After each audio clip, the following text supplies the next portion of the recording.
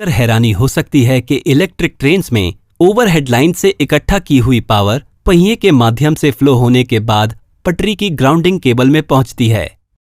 3 face वाला power conversion, regenerative braking और zigzag overhead lines, ये सभी इलेक्ट्रिक ट्रेन के तकनीक को काफी अनोखा बनाते हैं। आइए सबसे सिंपल पॉसिबल डिजाइन से शुरू होने वाली इलेक्ट्रिक ट्रेन्स के पीछे के सभी इंजीनियरिंग रहस्यों को समझते हैं। इलेक्ट्रिक ट्रेन का सबसे सिंपल वर्जन यहां दिखाया गया है। यहां एक single sliding wire overhead line से इलेक्ट्रिक पावर इकट्ठा करती है। ये power single phase induction motor को दी जाती है। इंडक्शन मोटर का रोटर व्हील से जुड़ा होता है। सर्किट को पूरा करने के लिए इंडक्शन मोटर का दूसरा टर्मिनल जमीन से संपर्क में होता है। जमीन से यह संपर्क इसलिए पॉसिबल है क्योंकि वायर को पहले व्हील से एक्सल ब्रश के जरिए जोड़ा जाता है। व्हील हमेशा पटरी के संपर्क में रहता है और पटरी इस तरह जमीन से संपर्क में रहती है जैसा कि दिखाया गया है। आप देख सकते हैं कि OHL से जमीन पर करंट कैसे पास होता है। यह पहले इंडक्शन मोटर, फिर एक्सल ब्रशेस, फिर पहिया और अंत में पटरी और जमीन से होकर गुजरता है। जब करंट पास होता है तो इंडक्शन मोटर का रोटर पहियों के साथ घूमता है। हालांकि एक घूमने वाला पहिया आगे बढ़ेगा, जिसका मतलब है कि अगला ग्राउंडिंग सर्किट पिछले एक से बहुत कम दूरी पर होना चाहिए। अब कुछ एक्सल ब्रश के डिटेल्स देखते हैं। एक्सल ब्रशेस को घूमने वाले पहिए में फिट किया जाता है और इन कार्बन ब्रशेस के माध्यम से पहियों में करंट को ट्रांसफर किया जाता है जो व्हील एक्सल से जुड़ी डिस्क पर स्लिप होते हैं। फिर से ये एक इलेक्ट्रिक ट्रेन का सबसे सरल वर्जन है। आइए अब इस डिजाइन में सुधार करें और अपनी ट्रेन को और ज्यादा फंक्शनल बनाएं। ओवरहेड लाइन में इस्तेमाल किए जाने वाला वोल्टेज 25 किलो वोल्ट है, जो एक बहुत बड़ा वोल्टेज है। मोटर्स को चलाने के लिए बहुत कम वोल्टेज की आवश्यकता होती है। इस कारण से हमें इसे स्टेप डाउन ट्रांसफार्मर में फीड करने की आवश्यकता होती है, जो वोल्टेज को डिजायर्ड लेवल पर बदल देता है। ओवरहेड लाइन से पावर सप्लाई शुरू में ट्रांसफार्मर के प्राइमरी से गुजरती है और यहां ग्राउंडिंग के कारण सर्किट पूरा हो गया है। ट्रांसफार्मर की एक्शन के कारण सेकेंडरी वाइंडिंग में करंट इंड्यूस होगा और कम वोल्टेज पावर मोटर को फीड किया जाएगा। ट्रेन की तरह उच्च ट्रैक्शन के लिए मोटर को एक हाई टॉर्क का सप्लाई करना चाहिए। इसके अलावा टॉर्क कर्व यूनिफॉर्म होना चाहिए, भले ही मोटर की स्पीड भिन्न हो। 3 फेस इंडक्शन मोटर्स उच्च एक समान टॉर्क आवश्यकताओं को प्राप्त करने के लिए सही विकल्प है। इस मोटर को पावर देने के लिए 3 फेस वायर को खींचना एक अच्छा विचार नहीं है, क्योंकि ये बहुत ही अनइकोनॉमिकल है। इसलिए सिंगल फेस सप्लाई को 3 फेस सप्लाई में बदलने के लिए रेक्टिफायर और इन्वर्टर का इस्तेमाल किया जाता है। एक rectifier single phase AC power को DC पावर में परिवर्तित करता है और फिर इन्वर्टर DC पावर को 3 फेस AC पावर में परिवर्तित करता है। अब ये इंजन पटरी के ऊपर चलने के लिए तैयार है। अगर हम मोटर शाफ्ट और व्हील एक्सल के बीच कुछ गियर रेशियो के साथ एक ट्रांसमिशन सिस्टम जोड़ते हैं तो हम टॉर्क आउटपुट को और बढ़ा सकते हैं।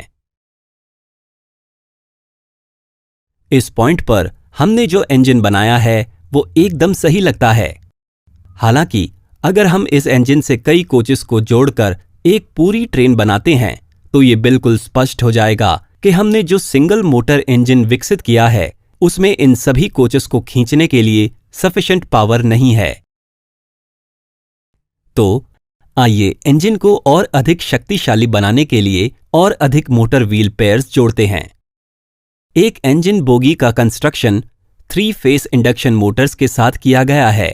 जाहिर है 3 जोड़ी पहियों को चलाने के लिए एक इंजन में आमतौर पर ऐसे 2 इंजन बोगीज का इस्तेमाल किया जाता है।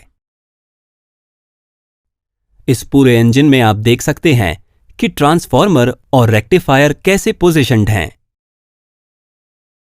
अब तक इस वीडियो में हमने दिखाया है कि कैसे हम सिंगल हैंगिंग वायर का इस्तेमाल करके ट्रेन में पावर ट्रांसफर करते हैं। हालांकि ये तरीका प्रैक्टिकल नहीं है।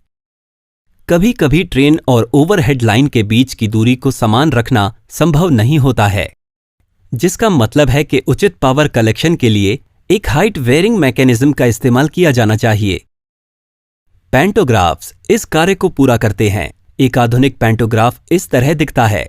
आप देख सकते हैं कि एक न्यूमैटिक सिस्टम के दबाव के आधार पर पैंटोग्राफ अपनी ऊंचाई को एडजस्ट कर सकता है। अगर आप ध्यान से देखें तो आप देख सकते हैं कि इस ऊंचाई के एडजस्टमेंट के दौरान करंट कलेक्टर हॉरिजॉन्टल होता है। करंट कलेक्टर को पूरी तरह से हॉरिजॉन्टल होना चाहिए, अन्यथा पावर ट्रांसमिशन में ट्रबल होगा। हमें उम्मीद है कि इस एनिमेशन से आप समझ सकते हैं कि करंट कलेक्टर हमेशा हॉरिजॉन्टल क्यों रहता है। इसके बारे में अधिक जानकारी के लिए कृपया हमारे पैंटोग्राफ के बारे में डिटेल्ड वीडियो को देखें। अब पैंटोग्राफ को कार्य करते हुए देखते हैं।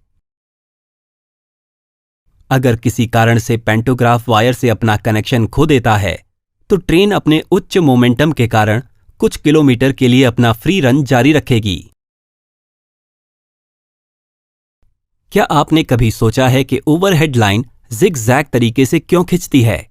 ये अरेंजमेंट ये सुनिश्चित करती है कि पैंटोग्राफ का कलेक्टर हेड कांस्टेंट संपर्क के पॉइंट पर ओवरहेड वायर को नहीं छूता है। इस व्यवस्था के कारण वेयर एंड टेयर कम से कम होती है। हम इंडक्शन मोटर सप्लाई की फ्रीक्वेंसी को बदलकर स्पीड को नियंत्रित कर सकते हैं। ये रेक्टिफायर और एक इन्वर्टर द्वारा पूरा किया जाता है। ड्राइवर फ्रीक्वेंसी को बदलने के लिए लीवर को एक अलग नॉच पर सेट करता है और इसलिए मोटर की स्पीड उसी के अनुसार होती है।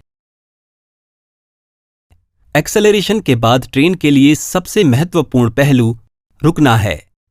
ये कैसे पूरा किया जाता है? क्या हमें इंडक्शन मोटर्स को बंद कर देना चाहिए?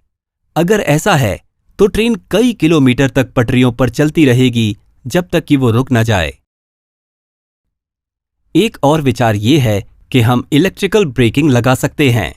एक साधारण इंडक्शन मोटर में रोटर की स्पीड आरएमएफ की स्पीड से कम होती है। हालांकि सप्लाई फ्रीक्वेंसी को कम करके हम इस कंडीशन को उल्टा कर सकते हैं। दिलचस्प बात यह है कि जब आरएमएफ की स्पीड रोटर की स्पीड से कम होती है, रोटर बार्स में इंड्यूस्ड करंट की दिशा रिवर्स हो जाती है। ये रोटर पर ऑपोजिट दिशा में इंड्यूस्ड टॉर्क को अंजाम देता है। ये एक परफेक्ट ब्रेक है, बिना मेटल टू मेटल के संपर्क वाला ब्रेक। इस फेज के दौरान मोटर जनरेटिंग मोड पर चलती है। हालांकि ये ब्रेकिंग मेथड अपनी पटरियों पर ट्रेन को पूरी तरह से नहीं रोक सकती है, क्योंकि रीजनरेटिव ब्रेकिंग कम स्पीड पर काम नहीं करती है।